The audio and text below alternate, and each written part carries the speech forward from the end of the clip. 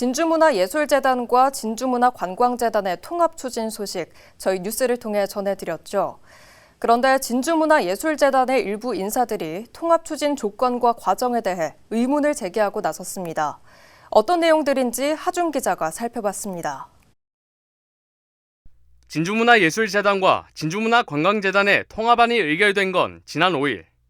의결권을 가진 13명의 이사 중 11명이 통합에 찬성한 것으로 알려졌습니다. 당시 진주문화예술재단 측은 재단의 재정적 어려움을 해소하고 남강유등축제의 내실을 다지기 위해 내린 결정이었다고 밝혔습니다. 그런데 최근 이사회에 참석했던 예술재단의 일부 인사들이 이번 통합 추진과 관련해 몇 가지 의문을 제기했습니다. 먼저 크게 5가지인 통합 조건이 어떤 과정을 거쳐 만들어졌는지 명확하지 않고 아직 명문화되지 않았다는 겁니다. 누가 제시한지도 모르는 그 조건을 구두로만 가지고 진주문화예술재단과 진주문화관광재단이 통합을 한다? 이거는 누구라도 납득하기가 어려운 겁니다. 이사들이 사전에 이 부분에 대해서 논의를 하는 과정은 있어야 된다는 거죠. 이에 대해 진주문화예술재단 측은 진주시 관계자들과 재단 통합을 논의하며 공유했던 내용들이 통합 조건으로 정리됐다는 입장. 반면 진주시는 통합과 관련해 아직 확실히 정해진 것이 없다며 거리를 두는 듯한 모습입니다. 의미가 불분명한 조항이 있다는 점도 이번 통합에 의문을 제기하는 쪽이 지적하는 부분입니다. 해당 조항은 통합재단의 대표이사는 진주문화예술재단의 이사장으로 한다는 항목입니다.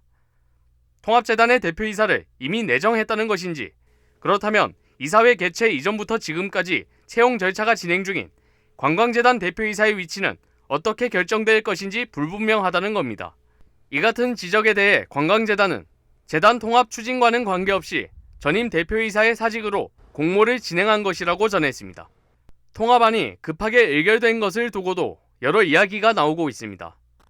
예술재단 정기이사회가 열리기 전까지만 해도 통합안을 다룬다는 안내가 없었는데 이사회 당일에 정식 안건으로 올라왔었다는 겁니다. 통합안을 처리하기에 앞서 유등축제 세계화와 예술재단 재정 자립도 향상 등을 위한 충분한 고민과 논의가 선행됐어야 한다는 아쉬움 섞인 목소리가 나오는 이유입니다.